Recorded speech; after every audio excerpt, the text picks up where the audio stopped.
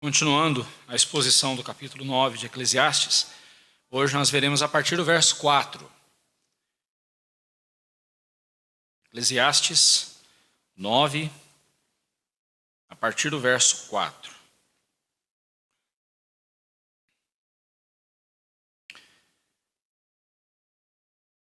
Você já observou como as pessoas fazem pouco caso da morte? Sei que esse assunto não é dos mais agradáveis, mas a gente tem que falar sobre isso. Você já observou como que as pessoas se comportam num funeral? Geralmente no funeral especialmente aqueles funerais em que as pessoas passam a noite, ali com o corpo.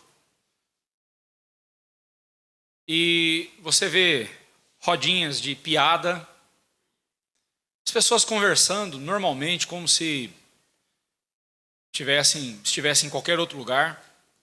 Há uma falta de solenidade, de gravidade ali naquele momento. Por que será? E a resposta é simples, é porque nós nos sentimos desconfortáveis com a morte. Você já viu aquelas pessoas que disparam a falar quando estão nervosas? E ela não para de falar, ela vai falando, quanto mais nervosa ela está, mais ela fala. Nós nos comportamos igual a essas pessoas quando nós estamos num funeral e nesse funeral as pessoas estamos ali contando piadas, dando risada. Infelizmente, isso mostra que nós não ficamos nem um pouco confortáveis. Não é para ficar confortável mesmo diante da morte, irmãos. A morte não é nada natural para nós. Apesar de ser algo com o que a gente convive o tempo todo, mas nós não fomos feitos para morrer. Mas nós precisamos guardar um pouco mais de solenidade nos funerais, por respeito aos familiares que estão sofrendo, especialmente. E devemos aproveitar a nossa ida a um funeral e fazer aquilo que Salomão já nos disse no livro de Eclesiastes, que é melhor ir à casa onde há luto do que onde há festa. Porque na casa onde há luto, você vê o fim de todos os homens. E os vivos que tomem isso em consideração. E os vivos que prestem atenção a isso. Nós já vimos esse assunto no livro de Eclesiastes. Obviamente, se você me convidar para um funeral e alguém me convidar para o churrasco, eu vou querer ir para o churrasco, é óbvio. Mas é melhor a gente ir a um funeral para a gente ver o fim de todos nós. E refletirmos sobre a nossa vida. E Salomão volta a trabalhar esse assunto agora, no capítulo 9. Ele está falando para nós sobre questões da vida e da morte. E ele está mostrando para nós, desde o versículo 1 e até o versículo 10, nós veremos como um subtema, Salomão dizendo que a morte vem para todos. A morte vem para todos. E talvez seja esse o motivo, talvez não, com certeza esse é o motivo pelo qual, quando estamos num funeral, a gente tenta tornar aquele ambiente um pouco mais leve, com piadinhas, com conversas banais, porque a gente sabe que uma hora ou outra vai ser a nossa vez. Mais cedo ou mais tarde, estaremos nós ali naquele caixão. Você está preparado para esse dia? Você está preparado para esse momento? Porque ele vai chegar. Ele vai chegar. Antes de analisarmos os versículos aqui, nós nos depararemos, eu preciso trazer essa informação para você, nós nos depararemos aqui com algumas declarações que elas não podem ser interpretadas isoladamente das Escrituras. Bem, deixa eu ler o versículo para você ver que afirmações são essas. O versículo 4 diz assim: para aquele que está entre os vivos, há esperança, porque mais vale um cão vivo do que um leão morto. Porque os vivos sabem que hão de morrer, mas os mortos não sabem coisa nenhuma. Nem tampouco terão eles recompensa, porque a sua memória jaz no esquecimento. Amor e ódio e inveja, para eles, já pereceram. Para sempre não têm eles parte em coisa alguma do que se faz debaixo do sol.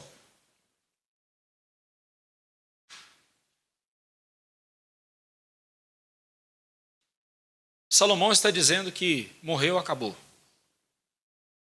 Se você morreu, acabou, não tem mais nada para você. Então, se eu pegar essa informação, essa afirmação isoladamente, eu vou dizer, como muitos dizem por aí, morreu, acabou, pastor. Não tem esse negócio de céu, inferno, não tem nada disso. E eu mostro para você na Bíblia, pastor. Lá em Eclesiastes 9, versículo 4, fala que para os mortos não tem mais nada nesse mundo, acabou. Morreu, acabou. Mais à frente, ainda nesse capítulo, Salomão vai dizer que é para a gente fazer todas as coisas segundo a nossa força, porque para o além, para onde vamos, versículo 10, olha lá, tudo quanto tiver a mão para fazer, faze-o conforme as tuas forças, porque no além, para onde tu vais, não há obra, nem projetos, nem conhecimento, nem sabedoria alguma. Viu só, pastor? Morreu, acabou. Mas nós não podemos entender esse texto isolado do resto das Escrituras. Nós precisamos entender que Salomão não está falando aqui sobre a vida eterna, ou o inferno, ou o céu. Ele está falando simplesmente das questões dessa vida. Quando nós morrermos, essa vida aqui acabou para nós. É isso que ele está dizendo. Salomão não está negando que há uma eternidade. Muito pelo contrário, ele já disse isso nos capítulos anteriores de Eclesiastes. Agora ele vai dizer novamente, no além para onde vais. Mas ele fala que lá não tem obra, não tem projeto, não tem nada. Lá o que eu vou fazer? Não vou fazer nada. Então além acabou também. Salomão não está dizendo isso. Quando nós vamos para o Novo Testamento, nós vamos ver o Senhor Jesus e os apóstolos falando sobre a vida eterna, a glória eterna, de uma forma muito mais clara do que o Antigo Testamento. Jó, no seu livro, falou sobre a ressurreição. Mas o que ele fala sobre a ressurreição é muito pálido, é algo muito rápido, algo muito, não vou dizer superficial, mas muito resumido. Quando vamos para o Novo Testamento, aí então nós temos a doutrina da ressurreição totalmente explicada para nós, em detalhes. Então nós precisamos olhar para as Escrituras com esse olhar, um olhar progressivo. Um olhar que está de um conhecimento que está se desenvolvendo, de uma revelação que está se desenvolvendo. Quando vem o Senhor Jesus, essa revelação se completa, é perfeita, é plena. E aí nós vamos para Hebreus capítulo 1, do versículo 1 ao versículo 4, fala: havendo Deus outrora falado muitas vezes e de muitas maneiras aos pais pelos profetas, hoje nos fala por meio de seu Filho, a quem constituiu o herdeiro de todas as coisas, pelo qual também fez o universo e mantém a sua criação. Então, nós precisamos entender que Salomão está lidando com a revelação que ele tinha no seu tempo. Mas a revelação que Salomão tinha no seu tempo, ela vai ser plena somente em Jesus Cristo. Por isso que nós não podemos isolar o livro de Eclesiastes, até mesmo porque o livro de Eclesiastes, ele não é, ele está no meio do processo de revelação de Deus. Philip Ryken diz o seguinte: precisamos olhar também para além do livro de Eclesiastes, nós precisamos olhar para o Evangelho de Jesus Cristo e a promessa da ressurreição. Eclesiastes não tem todas as respostas, tampouco alega tê-las. Lembre-se que esse não é o tipo de livro que continuamos a ler até recebermos todas as respostas. Eclesiastes não nos dá todas as respostas. Todas as respostas virão somente no final da revelação em Cristo Jesus. Mas o livro de Eclesiastes é o tipo de livro que nos ajuda a saber como servir a Deus, mesmo quando não temos todas as respostas. Faz também parte de um livro maior que dá respostas mais completas e muitas das mesmas perguntas que Eclesiastes apenas começa a levantar. Então, por isso que nós temos que estudar toda a Bíblia. Por isso que nós temos que meditar em toda a Escritura. E por isso que ao interpretarmos um texto no meio da Bíblia, como é o texto de Eclesiastes, nós precisamos interpretá-lo à luz de toda a Escritura. Porque senão a gente vai sair criando heresia. No começo do culto eu falei sobre o aliancismo. Como que o aliancista ele vê as Escrituras. Nós vemos o Antigo e o Novo Testamento como uma coisa só. Como um só testamento de Deus para nós. Olhamos para o Antigo Testamento e vemos as coisas começando a ser reveladas. E continuando a ser reveladas. Quando chegamos no Novo Testamento, a revelação está completa. E é isso que nós precisamos ter em mente para não distorcermos as palavras de Salomão aqui e sairmos por aí dizendo, viu, só morreu, acabou, não tem mais nada. Que o Salomão disse isso. Mas lembre-se, o autor do livro de Eclesiastes, embora humanamente tenha sido Salomão, mas o autor do livro de Eclesiastes é o Espírito Santo, assim como toda a Escritura. O autor é o Espírito Santo, e ele está então trazendo essas informações, e em Jesus Cristo essas informações serão plenas, as respostas serão dadas, a revelação será completa, nós teremos um entendimento completo daquilo que nós precisamos compreender para a nossa fé, para mantermos firmes em nossa fé. Compreendido isso, colocado isso para nós, então vamos agora para o versículo 4. Salomão começa dizendo assim, para aquele que está entre os vivos, há esperança. Como eu disse, Salomão não está tratando aqui da eternidade, ele está tratando dessa vida aqui. O que ele está dizendo é o seguinte, você está vivo? Então você tem esperança. É igual aquela pessoa que está lá no hospital, num estado terminal, está com uma situação difícil, está na UTI, e os aparelhos, mantida por aparelhos, e alguém vem e diz assim, tem vida? A pessoa está com vida? Tem esperança. Enquanto a pessoa está viva, ainda tem esperança. Vamos continuar firmes, orando e pedindo a Deus pela vida dessa pessoa. É exatamente isso aqui. Enquanto estamos vivos, temos esperança de resolvermos um problema, temos esperança de aprendermos algo novo. Enquanto estamos vivos, temos esperança de realizar obras que quando nós estivermos num caixão, numa sepultura, o nosso corpo não vai fazer nada a não ser apodrecer. Daí Salomão diz assim, né? Para sempre, lá no versículo 6, no versículo B, diz assim, versículo 6, parte B, diz assim, para sempre não tem eles parte em coisa alguma do que se faz debaixo do sol. Então ele está falando dessa vida aqui. Quando ele diz, para aquele que está vivo, entre os vivos, há esperança, mas para quem está morto não tem esperança nenhuma, ele está dizendo o seguinte, para quem está vivo, quem está aqui, ainda temos a condição de fazer alguma coisa, de pensar alguma coisa, de sentir alguma coisa. Mas depois que a gente morrer, o nosso corpo é só um pedaço de carne em processo de decomposição e nada mais. Como crentes em Cristo Jesus, nós sabemos que existe uma vida após essa vida. Há uma realidade além do túmulo. Como crentes em Cristo Jesus, como crentes que receberam a revelação de Cristo Jesus, nós sabemos que o túmulo não será a nossa última parada, o nosso último estágio. Temporariamente, o nosso espírito será separado do nosso corpo, mas nós já estaremos com Cristo na glória. Enquanto o nosso corpo ainda está aqui em processo de decomposição. Mas no dia em que o Senhor Jesus Cristo voltar para buscar a sua igreja, Ele vai ressuscitar esse corpo. Esteja ele como estiver. Que esteja só no pó. Não reste nenhum osso mais.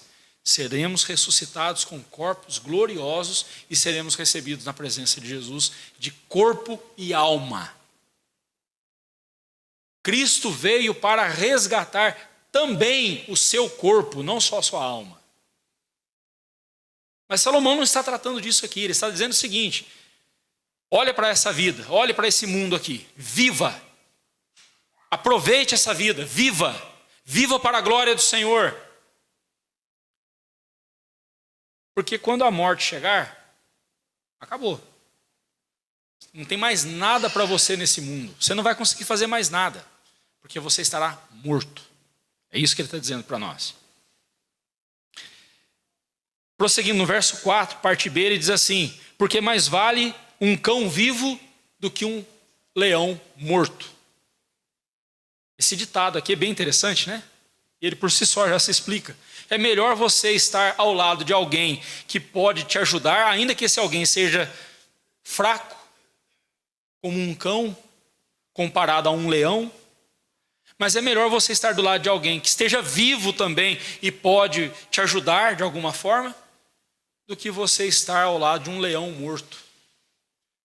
Leão, bicho perigoso, forte, grande, que mete medo com seu rugido, mas ele está morto.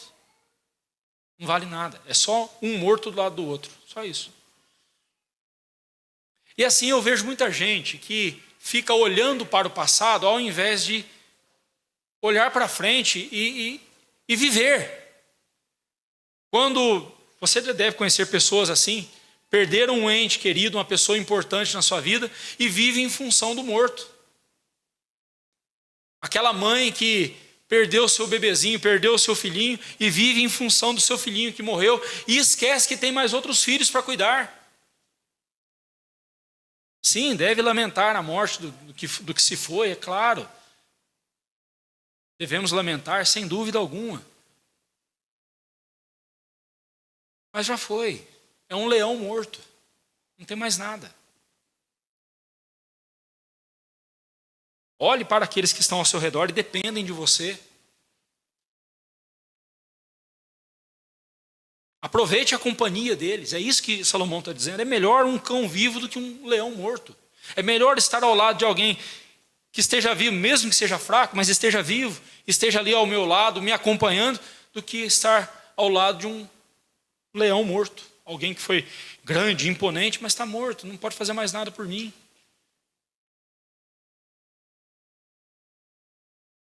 Eu tenho muita saudade dos meus pais. Aliás, ontem, fez 13 anos que mamãe foi sepultada.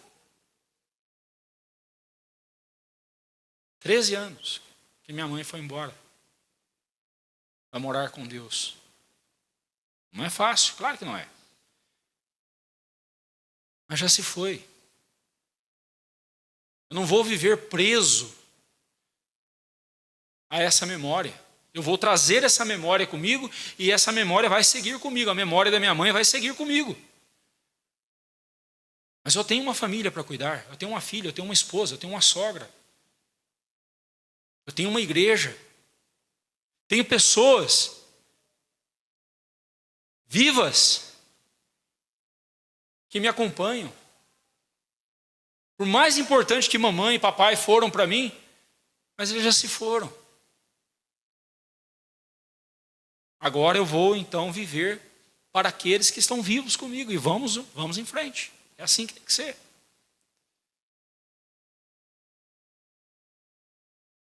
O ponto central a que Salomão está nos chamando a atenção aqui é que onde há vida há esperança e que estar vivo é melhor do que estar morto. Você discorda?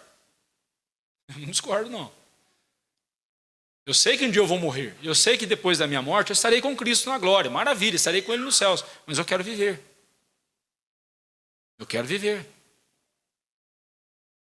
Eu quero continuar vivendo aqui, não porque eu ame esse mundo, é porque eu amo viver. Mas Jesus é tão maravilhoso que Ele já me deu a vida eterna. Então eu sei que se a minha vida acabar aqui, vou continuar por toda a eternidade com Ele na glória. Amém. Louvado seja Deus por isso. Mas enquanto eu estiver aqui, eu vou viver e vou fazer de tudo e desfrutar de tudo para a glória do Senhor. Se é uma garrafa de água, louvado seja Deus por isso. Falar nisso, vou abrir porque eu estou com sede. Louvado seja Deus por isso.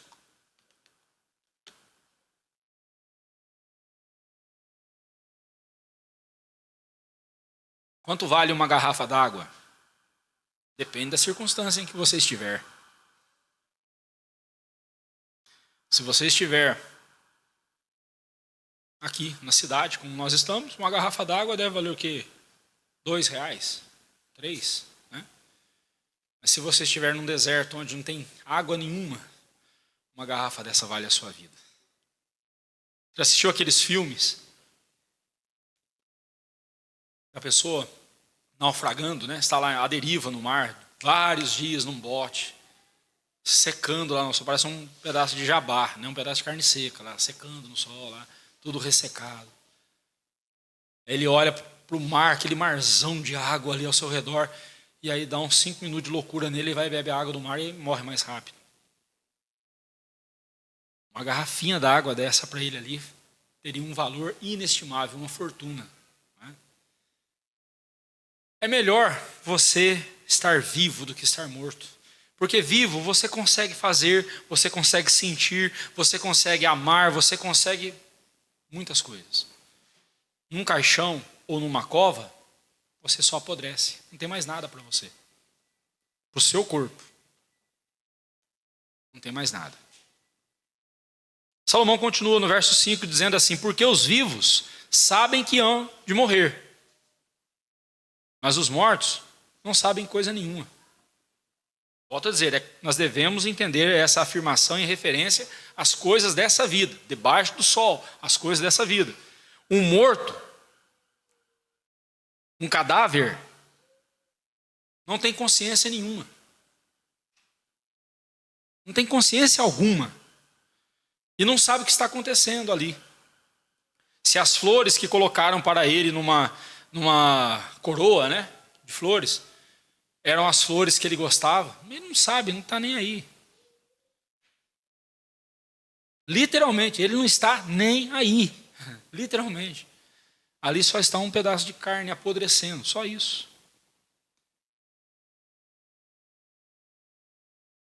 Nem mesmo sente coisa alguma. Né? Um morto, um cadáver não tem consciência alguma do que está acontecendo ali, ao passo que os vivos têm essa consciência. Pense nas honras que são dadas a uma pessoa morta. Faça aquele funeral todo pomposo. A pessoa chega ali diante do cadáver e faz declaração de amor para o cadáver. Meus irmãos, isso aí só funciona, só tem algum efeito para os que estão vivos. A pessoa que está morta não está vendo nada disso. E Salomão diz: nem tão pouco terão eles recompensa, porque a sua memória jaz no esquecimento. O que ele está dizendo aqui é que o único efeito de tais honrarias é para consolo dos familiares que estão ali. Quando você chega num funeral e diz: puxa vida, tão jovem, tão bom, partiu tão cedo, né? Ou mesmo em ditosa velhice, né? Viveu tão bem, foi um grande homem, uma grande mulher, vai fazer muita falta para nós. Ele não está sabendo de nada do que você está falando. Os vivos que estão ali, os familiares que estão ali, eles serão confortados com essas palavras. Você está fazendo isso para os vivos, porque para o morto não adianta nada. Então, se nós quisermos honrar alguém, devemos fazer isso em vida.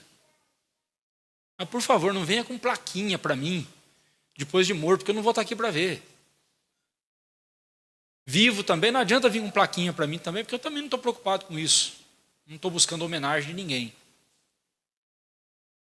Mas se você quiser fazer alguma coisa para mim, faça enquanto eu estou vivo. Se eu quiser fazer alguma coisa para você, para te honrar, eu vou fazer enquanto você estiver vivo. Sabe qual o pedido mais desajeitado que alguém me faz para um pastor? E eu já tive essa experiência algumas vezes. Pastor, esse hino eu quero que vocês cantem no meu funeral. Isso é um pedido desajeitado, irmãos, né? É um pedido desajeitado porque você não vai estar aqui para ouvir. Então eu digo para essa pessoa: aproveita a cantar esse hino então todos os dias da sua vida. Porque quando chegar o dia do seu funeral, não adianta a gente cantar para você. Você não vai estar aqui para ver. Né? Ah, no meu funeral eu quero isso. Meu irmão, pode fazer o que você quiser comigo no meu funeral. Eu não vou estar aqui para ver. Então faça enquanto está vivo. Né? Outro problema que a morte traz, além dessa ignorância, né, dessa situação que eu não sei o que está acontecendo, que eu estou morto. Né? Outro problema que ela traz é em relação à cessação das emoções. Olha aí o verso 6. Amor, ódio, inveja, para eles já pereceram. Né? Para sempre não tem eles parte em coisa alguma do que se faz debaixo do sol.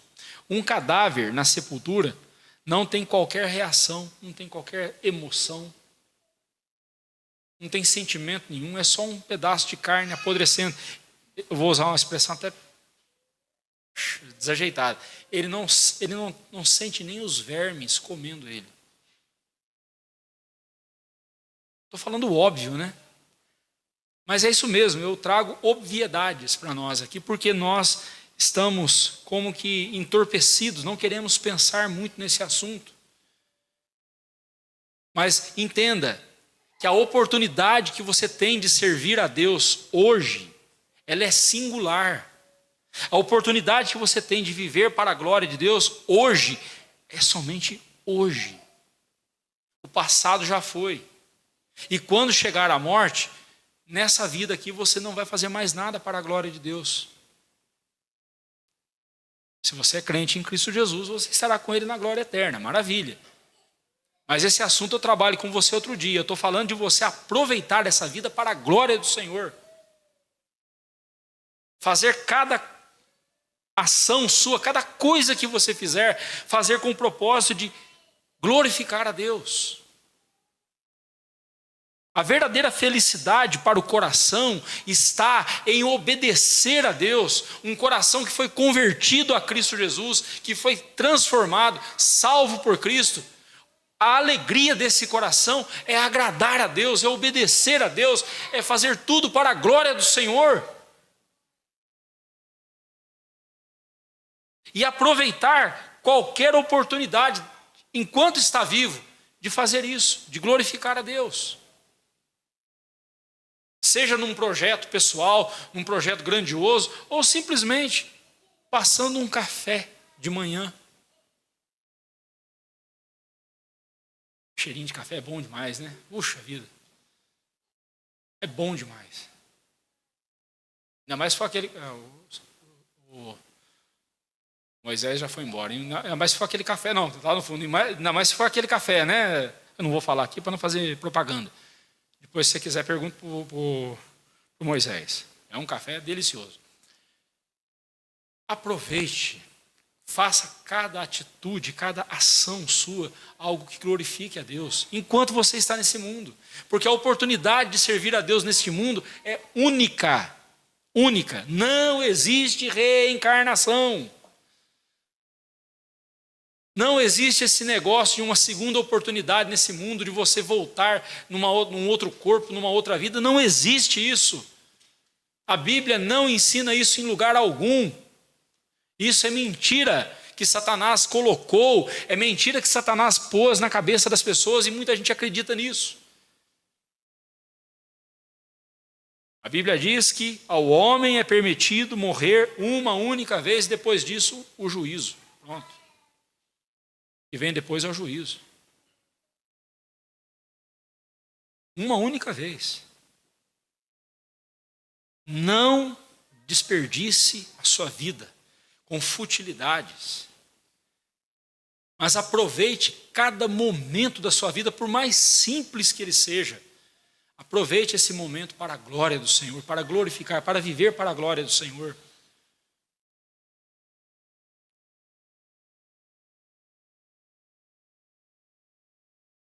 Amor e ódio, inveja, para eles já pereceram. Eles não sentem mais nada. Para sempre não tem eles parte alguma, em coisa alguma do que se faz debaixo do sol. Um cadáver na sepultura não tem reação alguma. Quando refletimos sobre todas as coisas que perdemos por meio da morte, pessoas que amamos, todas as pequenas alegrias dessa vida, neste lindo planeta que Deus nos deu, nós chegamos até a apreciar o fato de que ainda estamos vivos e respirando. Em vez de você ficar se queixando das enfermidades que você tem, das lutas que você tem, Senhor, Hoje mesmo eu acordei com torcicolo. Dormi esquisito lá essa noite e amanheci com torcicolo. Ao invés de eu ficar reclamando do torcicolo, eu não estou reclamando do torcicolo, embora ele está me perturbando, mas eu não estou reclamando. Estou reclamando sim. Eu vou aproveitar, eu vou viver.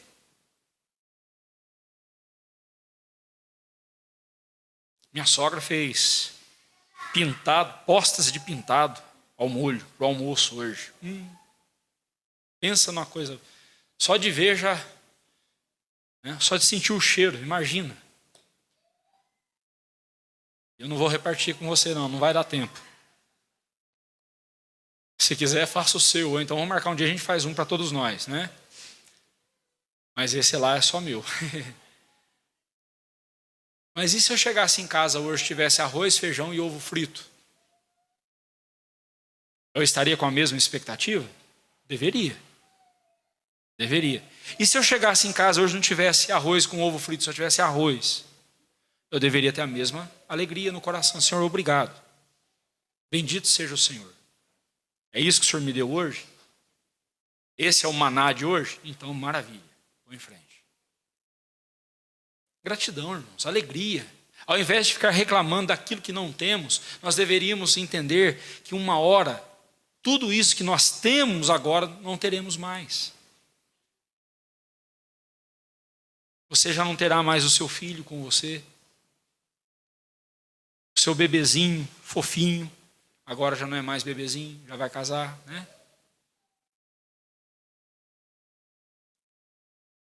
Você tem que aproveitar cada momento da sua vida, porque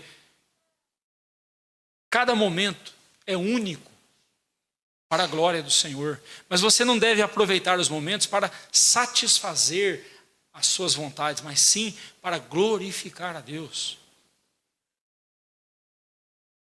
Hoje está frio, né? Toda vez eu desligo o data show, porque o ar quente que vem aqui, hoje está uma delícia. Você imagina como está gostoso isso aqui. O arzinho quente vindo aqui, né? Mas hoje está frio, louvado seja Deus por isso. No frio a gente fica mais juntinho, né? É bom. Alegria e gratidão no coração por tudo que Deus tem feito, porque vai chegar uma hora, tudo isso aqui vai acabar. Tudo bem que para o crente o que vem depois é muito melhor do que isso aqui, não tenha dúvida. Diante da morte, num funeral, guarde os seus lábios. Não fique falando tagarelices, idiotices. Respeite, mostre respeito, especialmente pela dor daquelas pessoas que estão vivas ali e perderam o seu ente querido. Leve consolo para aqueles corações. Console aqueles corações com a palavra de Deus. Confronte esses corações com a palavra de Deus e dizendo para eles, uma hora será você ali. Uma hora serei eu ali naquele caixão. Porque a morte nivela todos, a morte chega para todos. Então, para que ser arrogante? Para que ser orgulhoso? Para que ser grosseiro? Para que ser alguém soberbo para com o seu próximo? Para que isso? Se no final todos nós viraremos pó. Para que soberba? Para que arrogância? Qual a finalidade de se agarrar às coisas e às honras dessa vida? Quando estivermos num caixão ou num túmulo, não passaremos de restos mortais em processo de decomposição? Para que guardar aquela roupa bonita para o seu sepultamento? Você já viu isso? A pessoa tem uma roupa lá, um vestido ou um terno bonito. Não, isso aqui é a roupa com a qual eu quero ser enterrado. O dia que eu participei, ajudando um agente funerário a preparar o corpo de uma irmã, eu tive que ajudar, do irmão, o esposo dela, lá em Santa Rita do Passa Quatro. Eu tive que ajudar o agente funerário, era tarde da noite, e ele estava sozinho, falou assim, olha, eu preciso preparar o corpo aqui para o sepultamento, você me ajuda? Você ajuda. E eu fiquei pensando, como é que ele vai vestir o terno nele? Você sabe o que ele fez com o terno? Aquele ternão lindo que ele tinha guardado? Ele simplesmente pegou a tesoura, cortou aqui, ó. Só pôs a capinha em cima do defunto. Só isso. Tão simples, né? Mas se desse um pé de vento ali, pronto. Estava tudo descoberto. Adiantou ter guardado aquele ternão bonito? E mesmo que se ele tivesse vestido inteiro, né, o terno ali, daqui a alguns anos não passaria de trapos no caixão, pó. Então pega esse terno, vista ele hoje. Pega esse vestido, vista ele hoje. Desça aquela porcelana que está lá, linda, maravilhosa, lá na sua prateleira, que você guarda para ocasiões especiais, mas nunca chega essa ocasião especial. Desça essa porcelana hoje, ponha sobre a mesa e sirva a sua família.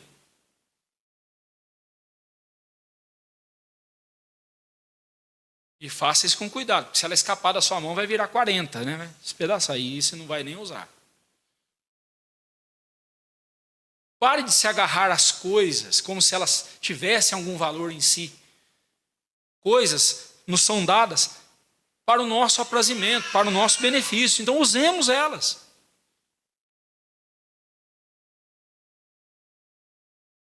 Aquela viagem que você tanto fala que vai fazer, faça. Porque o dia que você tiver, até vou citar aqui a música de Herbie Magidson, da década de 1930. Aliás, 1934.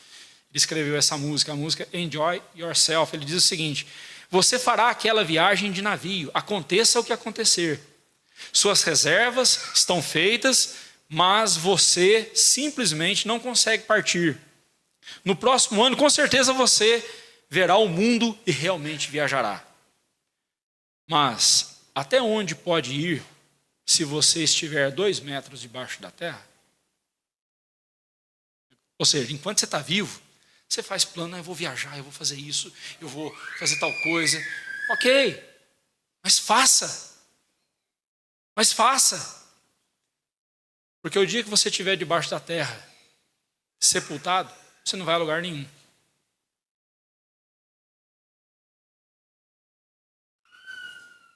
Magidson diz o seguinte: divirta-se, já é mais tarde do que você imagina. Divirta-se enquanto sua pele ainda estiver rosada. Os anos passam num piscar de olhos. Divirta-se. Já é mais tarde do que você imagina. Bem, não é de diversão que a gente precisa. Embora a diversão seja algo bom, mas não é isso que a gente precisa. Eu faria uma alteração na música, na letra da música do Magidson. Eu diria o seguinte: viva para a glória de Deus. Desfrute tudo para a glória de Deus. Desfrute das coisas mais simples que você tem à sua disposição e das mais sofisticadas. Desfrute de todas elas para a glória do Senhor.